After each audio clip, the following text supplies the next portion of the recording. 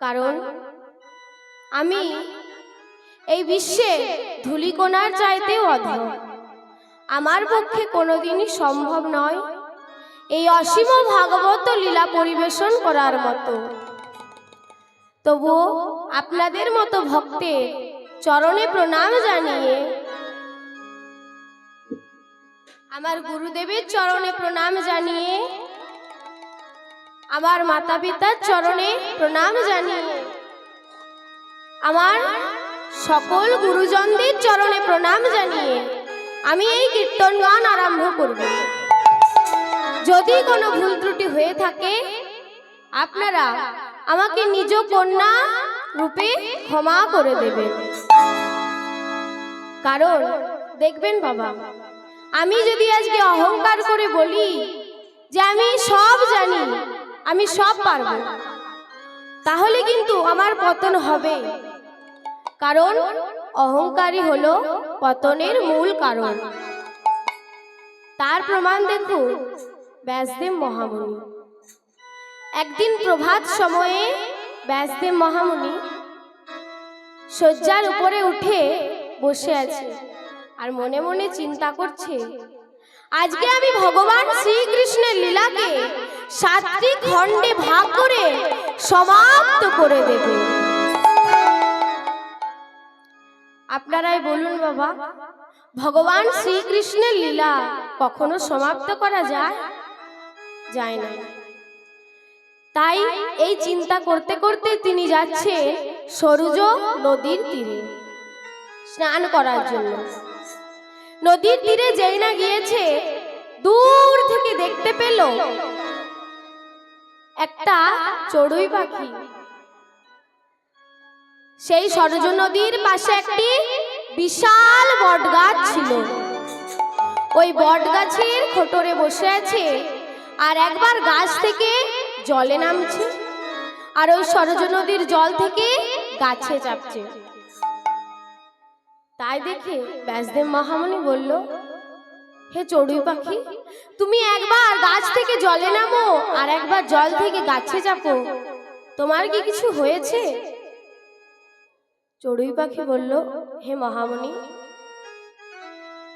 আমি আজকে স্থির করেছি যে এই বিশাল সরযূ নদীর জল আমার এই চঞ্চুতে করে নিয়ে এসে আমি শেষ করে দেব। আপনারাই বলুন বাবা, চড়ুই পাখি একটা সামান্য পাখি, তার ওই চঞ্চু অর্থাৎ ঠোঁটে করে ওই বিশাল সরযূ নদীর জল এনে যদি বটবৃক্ষের পাতায় রাখে, তাহলে কি সেই জল কখনো শেষ হয়ে যাবে? কোনোদিনও শেষ হবে না। তাই ব্যাসদেব মহামুনি এই কথা শুনে হাসতে লাগলেন। হে মহামুনি, আপনি আমার কথা শুনে হাসছেন কেন? তোমাকে ভগবান বিশাল কোনো জন্তু, বিশাল কোনো পাখি করে পাঠায়নি। তোমাকে ভগবান পাঠিয়েছে একটা ছোট্ট পাখি করে। তুমি কি করে পারবে? তোমার পক্ষে কোনোদিনই সম্ভব নয় এই বিশাল সরযূ নদীর জল ওই চঞ্চুতে করে নিয়ে গিয়ে শেষ করে দেওয়া। কোনোদিনই সম্ভব নয়। তখন সেই চড়ুই পাখি বলল, আচ্ছা মহামুনি, আপনি মনে মনে কি স্থির করেছেন? আপনি ভগবান শ্রীকৃষ্ণের লীলাকে 7টি ভাগে ভাগ করে সমাপ্ত করে দেবেন? এটা আপনার পক্ষে কোনোদিনই সম্ভব নয়। কেন? না, ভগবান শ্রীকৃষ্ণের লীলা কখনো সমাপ্ত করা যায় না, তা আবার একা মুখে বলে। আমাদের পৃথিবীতে 3 ভাগ জল, 1 ভাগ স্থল। তাই ওই জলকে যদি একটা বড় কাগজ ধরা হয় আর এই স্থলকে যদি একটা পেনের কালি ধরা হয়, তবুও ওই এতটা কাগজে লিখেও ভগবান শ্রীকৃষ্ণের লীলাকে সমাপ্ত করা যাবে না। তখন ব্যাসদেব মহামুনিকে আজ সেই ছোট্ট চড়ুই পাখিটি তার দর্পকে চূর্ণ করল। তার মনে অহংকার হয়েছিল যে সে ভগবান শ্রীকৃষ্ণের লীলাকে সাতটি ভাগে ভাগ করে সমাপ্ত করে দেবে। সেই অহংকার ভেঙে দিল সামান্য একটা চড়ুই পাখি। সে সামান্য চড়ুই পাখি নয়, সে ছিল নারদ মহামুনি।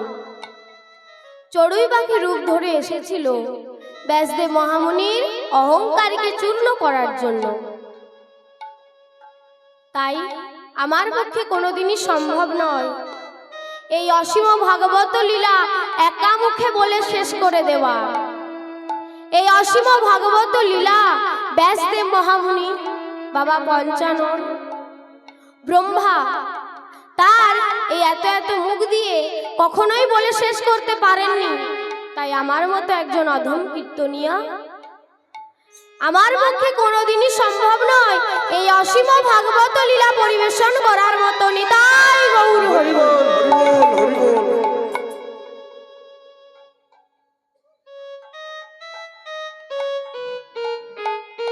তাই আজকের আমাদের লীলার বিষয়বস্তু ভগবান শ্রীকৃষ্ণের আবির্ভাব লীলা বা জন্ম লীলা। জয় জয় কলরব, জয় জয় কলরব, জয় জয় কলরব,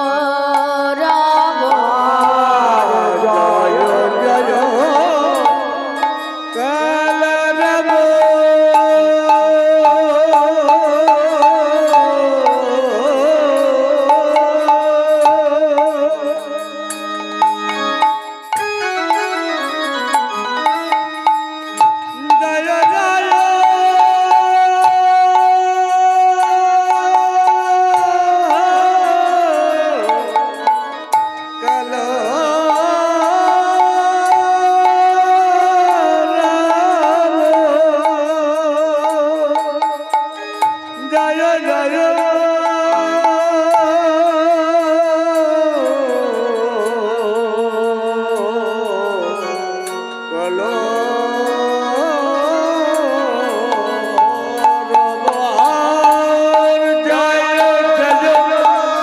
কলরব। নদিয়া নগরে রে,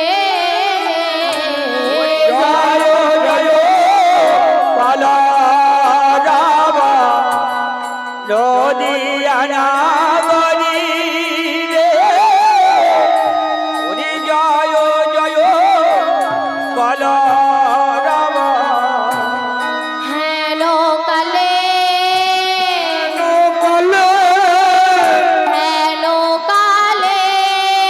হেন কালে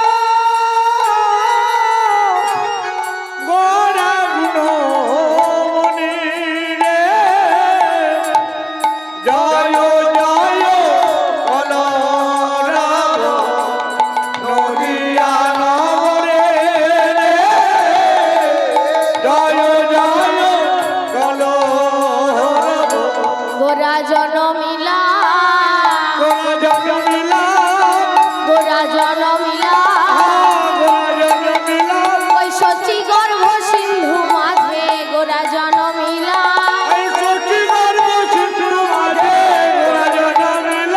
আর শ্রীধাম নদিয়ার মাঝে গোরা জনমিলা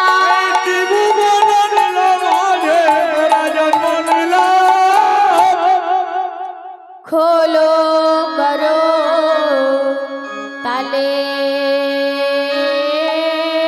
লয়ে সবে বলে হরি হরি হরি বল।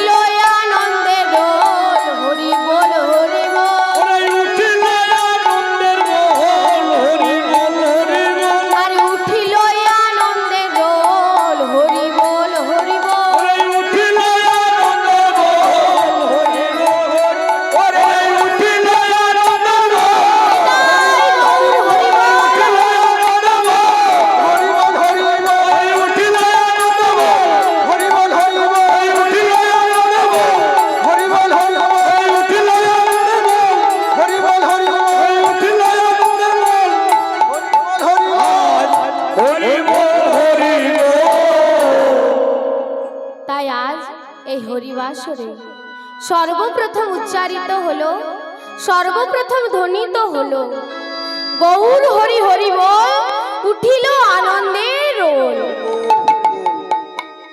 কিন্তু আমি এখানে কেন এলাম? কেন এলাম আমি এখানে? কি গো মা, আমি এখানে কেন এলাম? বেশ তো ছাই ভস্য মেখে শ্মশানে মশানে গড়াগড়ি যাচ্ছিলাম। কি দুঃখ সহ্য করতে আমি এখানে এলাম। আবার এমন একটা কালে এলাম যেই কালটার নাম কিনা কলিকাল। এই কথাগুলো কে বললেন বাবা? ভোলানাথ মহেশ্বর। বেশ তো ছাই ভস্য মেখে শ্মশানে মশানে গড়াগড়ি যাচ্ছিলাম। কি দুঃখ সহ্য করতে আমি এখানে এলাম। আর এই কালটাতে যে এলাম, এই কালটার নামও তো কলিকাল, ঘোর কলিকাল। আচ্ছা, তোমার হাসিতে কোনো মিষ্টতা নাই, তোমার হাসিতে কোনো মধুরত্ব নাই। কে তুমি? একজন দর্প ভরে বললে আমি কলিকাল। বলিয়া তো রাগ কিসে? না আছে আমার অনুরাগ, না আছে আমার বৈরাগ। তবে শুনুন, আমার কালে যারা জন্মাবে, কি করবে তুমি? তোমার কর্ম কি? তাদেরকে আমি আমার মতো করে গড়ে তুলব। বেশ, তবে আমি যাই কোথায়? আমাকে তোমার রাজ্যে জন্মগ্রহণ করতে হবে না? আমি এখন যাই, আমাকে অনেক তপস্যা করতে হবে, তোমার সাথে আমাকে লড়াই করতে হবে। কিন্তু তোমার সাথে লড়াই করতে গেলে আমি একা এলেই হবে না, আরো শক্তির প্রয়োজন। এই কালীর এমন জ্বালা, এই কালে এই কলিযুগের মানুষেরা যন্ত্রণায় ছটফট করবে, কাঁদবে, তাদেরকে রক্ষা করার মতো কেউ নেই। একজন আছে, তাকে আনয়ন করতে হবে, তাকে ডাকার মতো ডাকতে হবে। তাই ভোলানাথ মহেশ্বর গেলে কোথায়? না ওই ক্ষীরদ নদীর তীরে।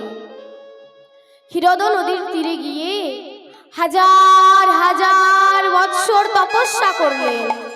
হাজার হাজার বৎসর তপস্যা পর দেখা দিলেন বিষ্ণু।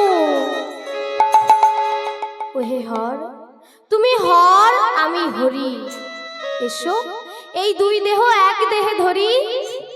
এই দেহটা কলিকালে জন্ম নিয়ে বলু হরে কৃষ্ণ হরি বল, হরে কৃষ্ণ হরি বল, বলো বলো হরে কৃষ্ণ হরি হরি।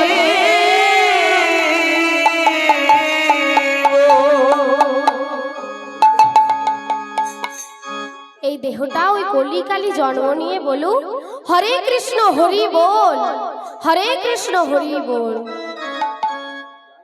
তাই আজ কি হলো না, ওই ভোলানাথ মহেশ্বর এই কলিকালের সাথে যুদ্ধ করবেন বলে, কলিকালের সাথে লড়াই করবেন বলে শান্তিপুরের মাটিতে অদ্বৈত আচার্য হয়ে জন্মগ্রহণ করলেন। সার করলেন চোখের জল, দিনের পর দিন রাতের পর রাত ভগবানকে ডাকতে লাগলেন, তুমি এসো প্রভু, তুমি এসো। আমি যে তোমাকে এত করে ডাকছি, তোমার কি করুণা হবে না প্রভু? তুমি এসো প্রভু, তুমি এসো। তুমি যে নিজেই বলেছো প্রভু, তুমি নিজেই বলেছো যে যথামাং প্রবোদন্তে তথৈব ভজামহং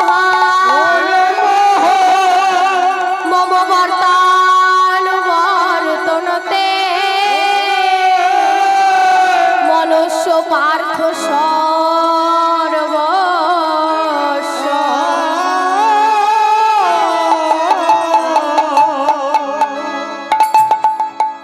তুমি নিজেই প্রভু। হে পার্থ, হে অর্জুন, আমার ভক্তরা আমাকে যেখানে যেমন ভাবে ডাকবে আমি তাদের কাছে তেমন ভাবেই চলে যাব। তাহলে আমি যে তোমাকে এত করে ডাকছি, তোমার কি করুণা হবে না প্রভু? তোমার কি করুণা হবে না? আমি যে পুরাণে শুনেছি, তারে ডাকলে নাকি পাওয়া যায়, শুনেছি পুরাণে। আরে ডালে নাকি পাওয়া যায়, শুনেছি পুরাণে। তারে ডাকলে নাকি পাওয়া যায়, শুনেছি পুরাণে।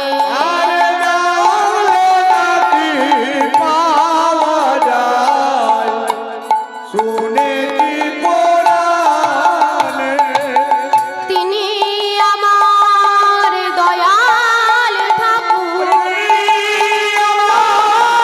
দয়াল ঠাকুর, তিনি আমার দয়াল ঠাকুর। ওরে দিদি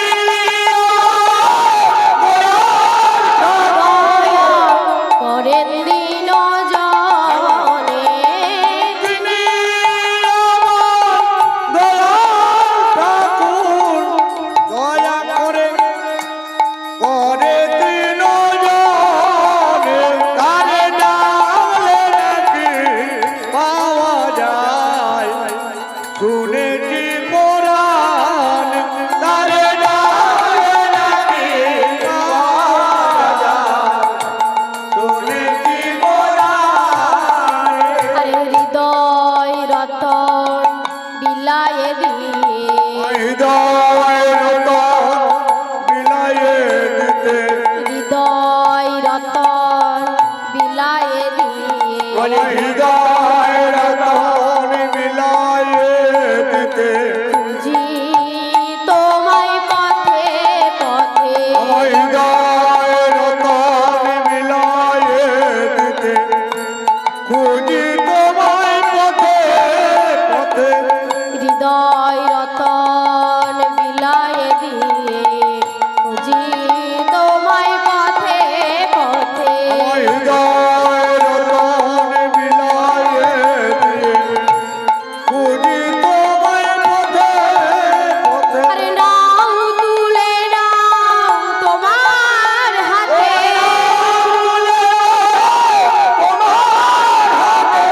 নাও তুলে নাও তোমার হাতে,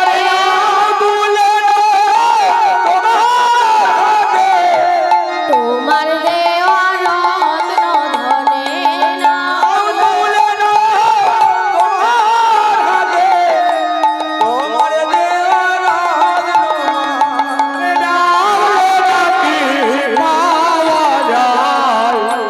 শুনেছি পুরাণ, তারে ডালে নাকি পাওয়া যায়, শুনেছি পুরাণ।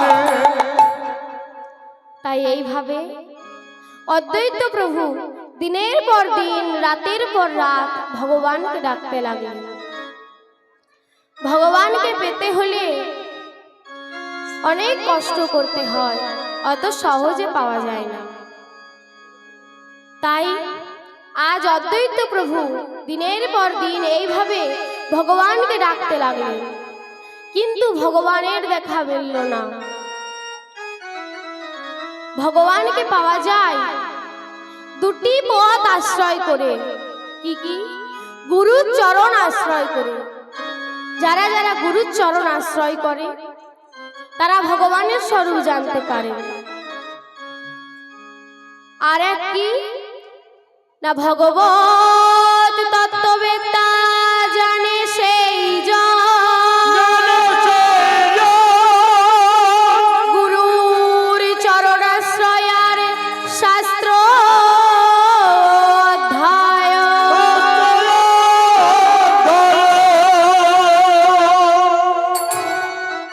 ভগবানকে জানা যায় গুরুর চরণ আশ্রয় করে আর শাস্ত্র অধ্যয়ন করে। তাই অদ্বৈত প্রভু অনেক শাস্ত্র অধ্যয়ন করলেন, শেষে এসে থামলেন কোথায়? চৈতন্য চরিত্রামৃতে। সেইখানে কৃষ্ণদাস কবিরাজ গোস্বামী লিখেছেন, তুলসী দল মাত্রেণ জলস্য চুলুকেন বা বিক্রিণেত সমাত্মা ভকত ভূভকত বৎসল্য।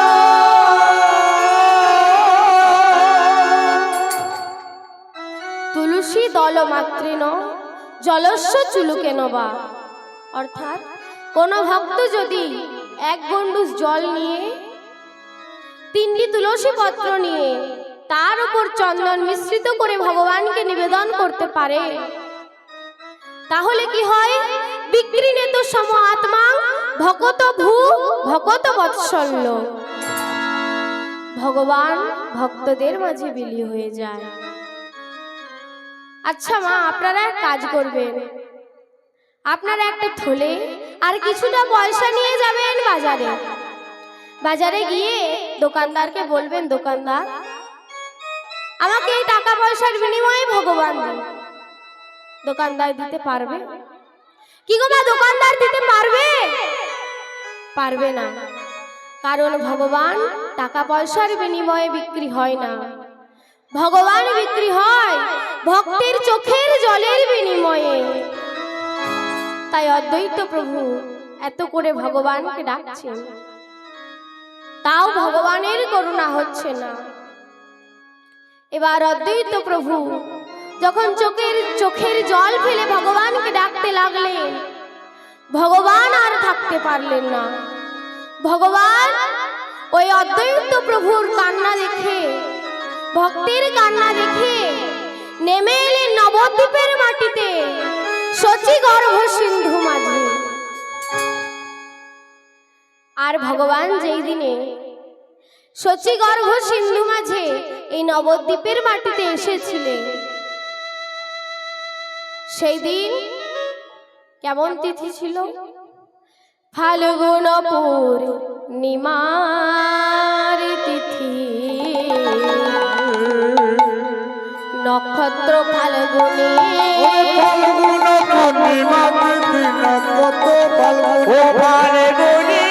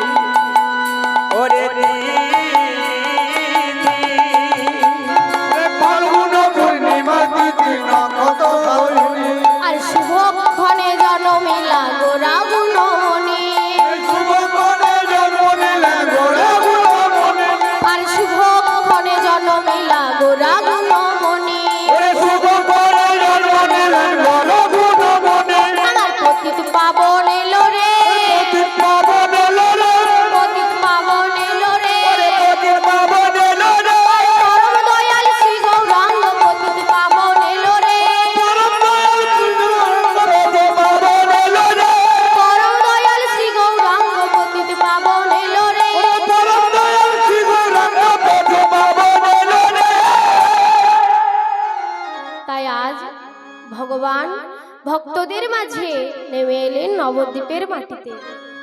যেই দিন ভগবান নবদ্বীপে এসেছিলেন, সেই দিন কত উলুধ্বনি, কত শঙ্খধ্বনি, কত হরিধ্বনি হয়েছিল। তাই আজ আমাদের এই হরিবাসরে ভগবান এসেছেন। তাই আজ একটু উলুধ্বনি, একটু হরিধ্বনি করে আমরা ভগবানকে ডাকি। মায়েরা সবাই উলুধ্বনি করুন, দেখি মায়েরা সবাই উলুধ্বনি করুন। আমাদের গৌর এলো রে সোনার নদিয়ায়,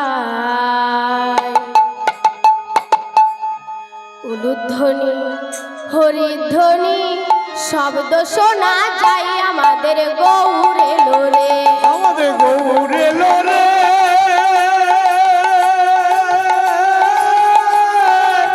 সোনার নদিয়া, হরিধ্বনি উলুধ্বনি শব্দ শোনা যায়, আমাদের গৌর এলো রে। আমাদের গৌর এলো রে সোনার নদিয়ায়, উলুধ্বনি হরিধ্বনি শব্দ শোনা যায়, আমাদের গৌর এলো রে। আমাদের গৌর এলো রে সোনার নদিয়া, উলুধ্বনি শঙ্খধ্বনি শব্দ শোনা যায়, আমাদের গৌর এলো রে। আরে গৌর এলো রে সঙ্গে নিতাই এলো রে, গৌর এলো রে সঙ্গে নিতাই এলো রে, গৌর এলো রে সঙ্গে নিতাই এলো রে, গৌর এলো সঙ্গে আমার নিতাই এলো রে। গৌর এলো রে সোনার নদিয়ায়, হরিধ্বনি উলুধ্বনি শব্দ শোনা যায়, আমাদের গৌর এলো রে। আমাদের গৌর এলো রে সোনার নদিয়ায়, উলুধ্বনি শঙ্খধ্বনি শব্দ শোনা যায়, আমাদের গৌর এলো রে।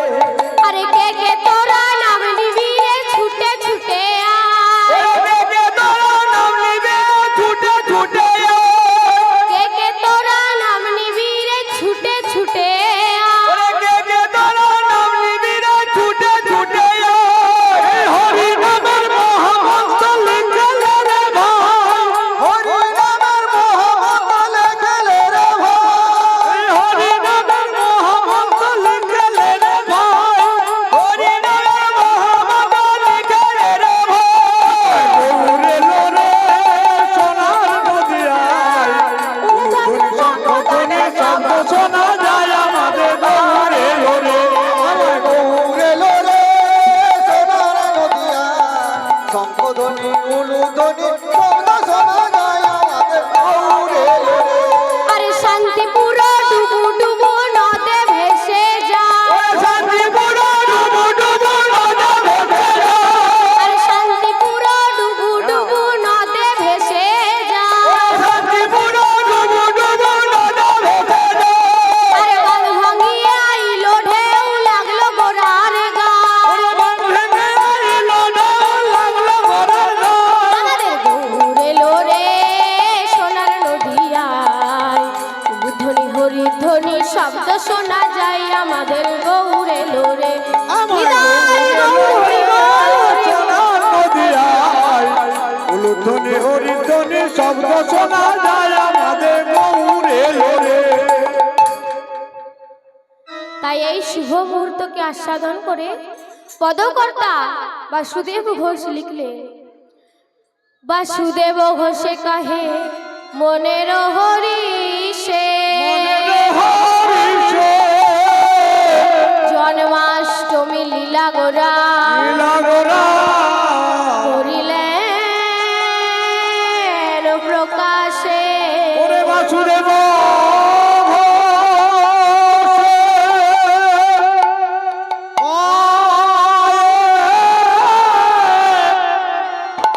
করিল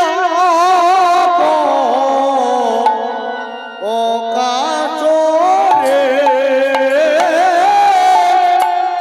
বাসুদেব ঘোষে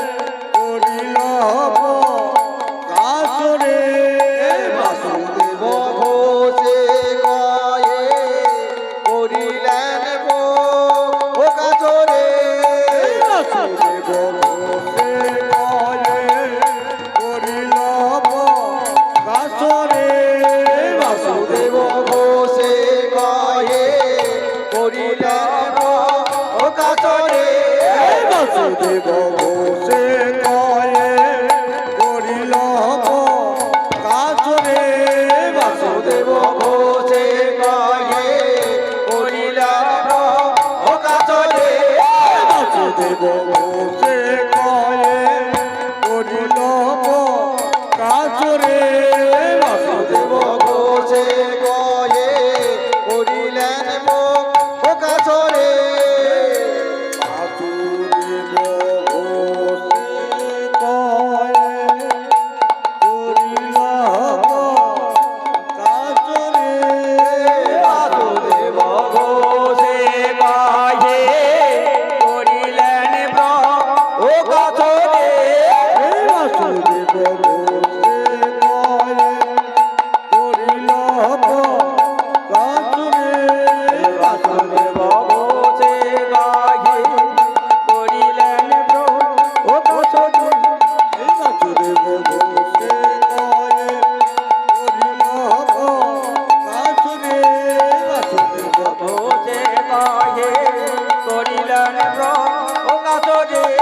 বাসুদেব ঘোষে কয়ে করিল কাজরে বাসুদেব ঘোষে করিল কাজরে বাসুদেব ঘোষে কয়ে করিলেন কাজরে আমি যাই রে ভাবের বালায় যায় রে বাসুদেব ঘোষে কয়ে বাসুদেব ঘোষে কয়ে করিল কাজরে বাসুদেব ঘোষে কয়ে করিল কাজরে বাসুদেব ঘোষে কয়ে করিলেন কাজরে বাসুদেব ঘোষে কয়ে করিল কাজরে বাসুদেব ঘোষে কয়ে করিল কাজরে বাসুদেব ঘোষে